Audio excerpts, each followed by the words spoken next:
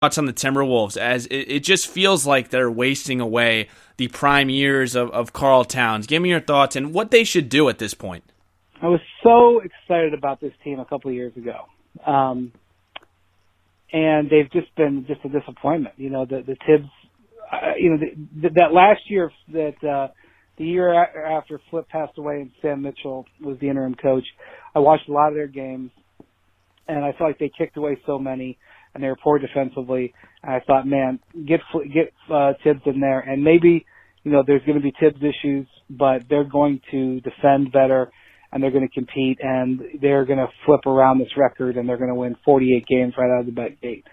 And they've just been disappointing. They just haven't done it. And, the signings that Tibbs made, just haven't really worked out. And, Towns has completely come into his own. He's been a terrific player, but he can't, it's very hard for your best player to be a big man and for you to be super successful on the NBA stage at this point.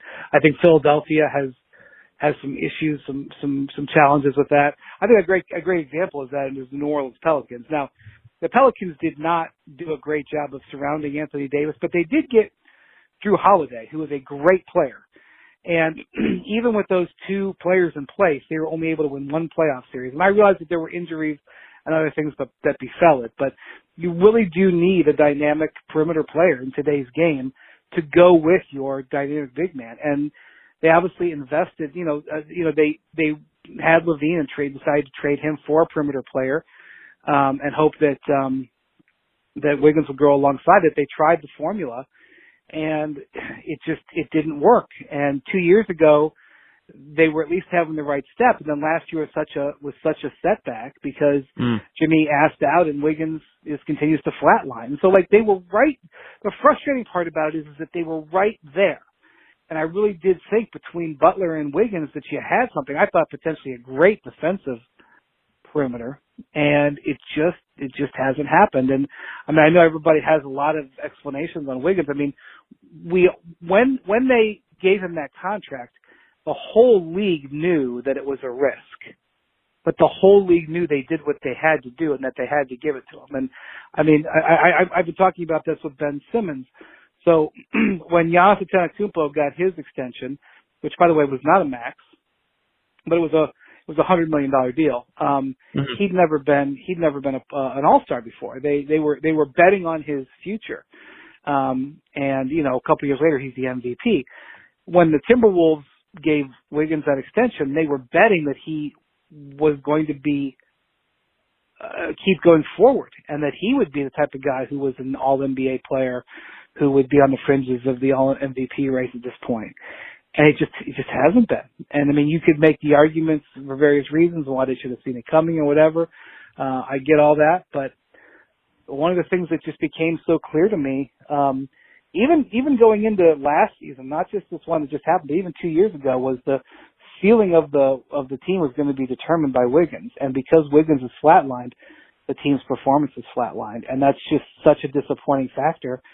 And they did what they had to do, I get it, but I don't know where they come up with that perimeter player that they need to match with Towns. And that's what Rosas has got to seriously consider. It's he's going to go big game hunting because that's the nature of who he is. That's the organization he came from, and he may be able to get that big game. But in my mind, it was I don't know how good Culver is going to be. I don't see him as being a future star, but maybe I'm wrong. I don't know that much about him, to be honest with you. So he made a gambit to move up to get him. So he obviously believes in him a lot. But I don't think Karl is gonna hit his stride until he's got that running mate on the perimeter, and it doesn't look like it's going to be Wiggins. I 100% agree, and I can go on about Wiggins all night here as his game just seems like it's outdated. And obviously it was a big, very disappointing when they couldn't land D'Angelo Russell. But awesome job today, Brian. You can follow Brian on Twitter at Brian Windhorst. I cannot thank you enough for carving out some time for me today. It was a privilege to have you on my show. Keep up the great work, and thanks again, Brian. Thanks, and take care. The Derrick Rose comeback, the Michael Jordan comeback, the Adrian Peterson comeback. I don't know if this one triumphs them, but it must be close. And Negative Dave, he is making his comeback here today on the Strom Sports Show. It has been way too long, my friend. How is everything? I'm surviving, but it's happening.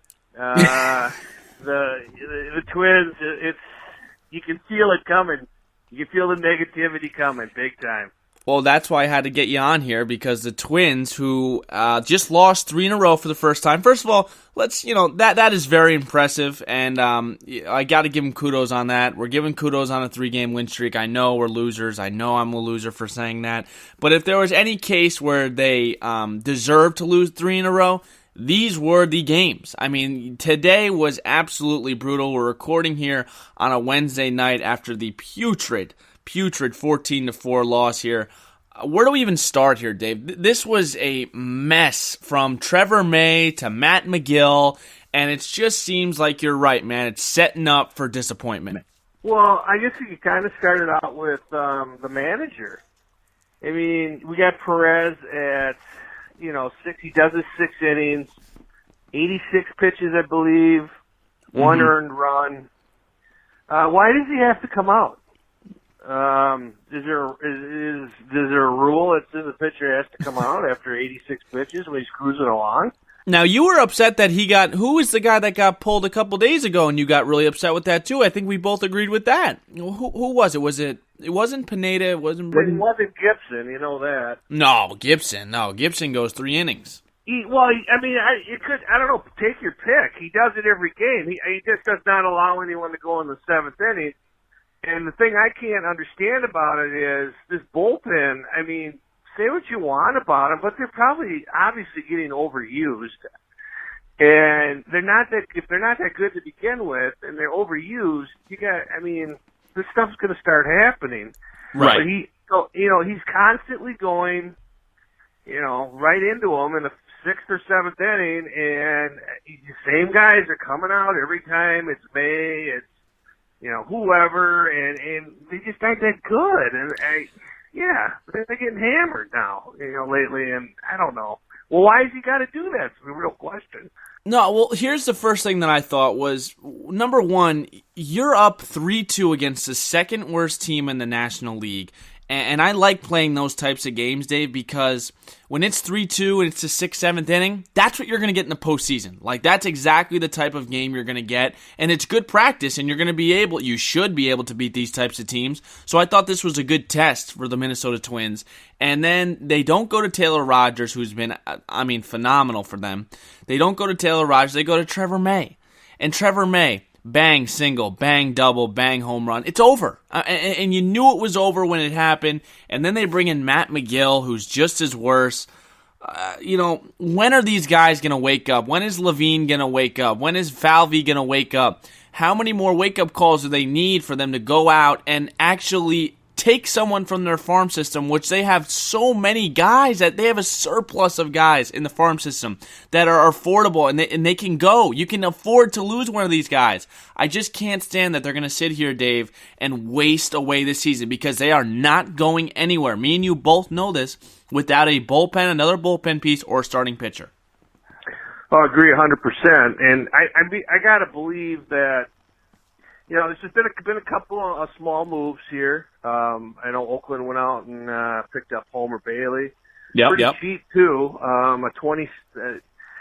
only have to pay $250,000 the rest of the year of his salary, and they only gave up their 22nd, prospect, number 22 in their system, for Bailey, who by the way won tonight.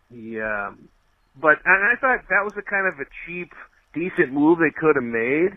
You're right. And I know you say, well, what would they do with them? Well, I don't know. I wouldn't have any problem with Gibson maybe just going to the dang bullpen. I don't know why this guy gets babied on this team. I don't get it.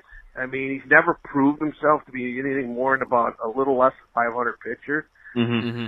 But, and then I know the Red Sox went out and picked up Baltimore's best pitcher. But why can't we just once be the team that goes out and does something right away. I mean, this is our biggest stretch right here. Home games against the Mets. The A's are decent, and then you got the Yankees. And you got the Yankees. Oh, you're right. Yeah, Oh, and why couldn't we have gone out and done something right around the All-Star break and picked up a Homer Bailey or something? I mean, just something.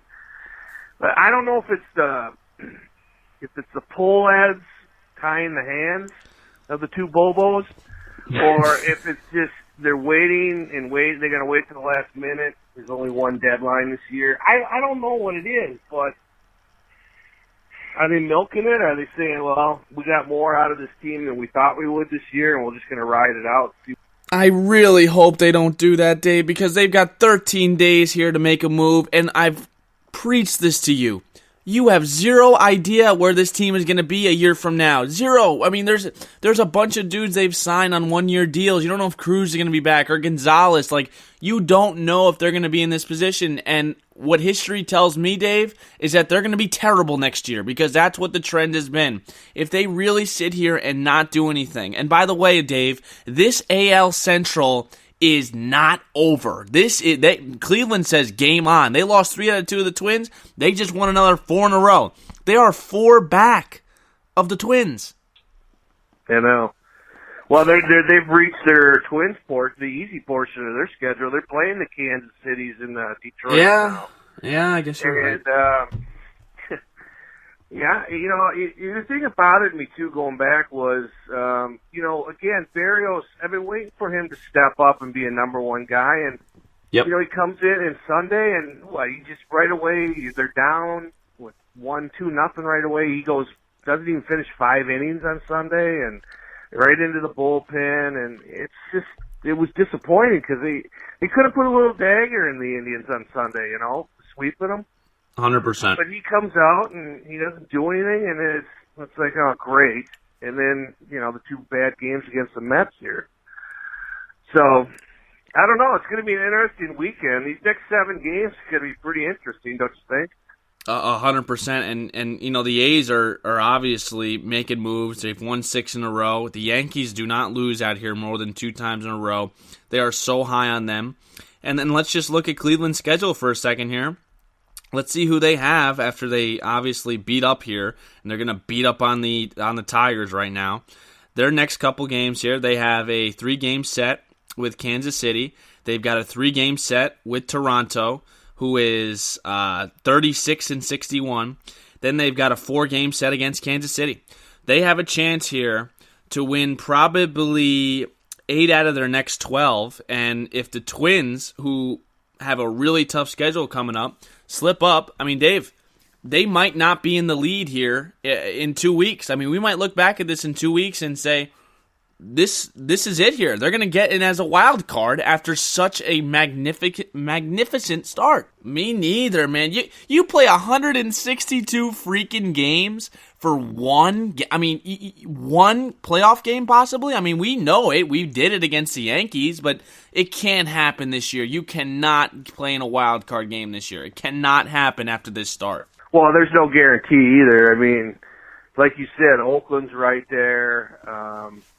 Tampa's, probably going to be one of the teams for sure, I'm guessing. And then you can't count Boston out yet. Texas is kind of hanging around a little bit. Yep. The Angels are hot too, by the way. Yeah. I don't know what to say. It's disappointing. It was predictable. We kind of joked around about it the last few times we've been on, but you kind of sense this is going to happen. And what were they going to do about it? And here they're waiting, and I just have a feeling that they're just not going to do anything. I just got this gut feeling because that's what they do. Yep. And they're going to be scared. They don't like to get rid of their prospects, and they've had a bad history of doing that and getting burned. I mean, look who was in town this weekend. Wilson Ramos. He was our catcher in waiting, and we went out and traded him for Matt Capps back in, 2010? Oh, my gosh, Matt Capps. Yeah, I mean, Ramos was supposed to be replacing Mauer, and he's had some injuries, and I don't know, wasn't he a hostage at one point? Yeah, he was. Yeah. And but he's been an all-star twice, and he caught a day game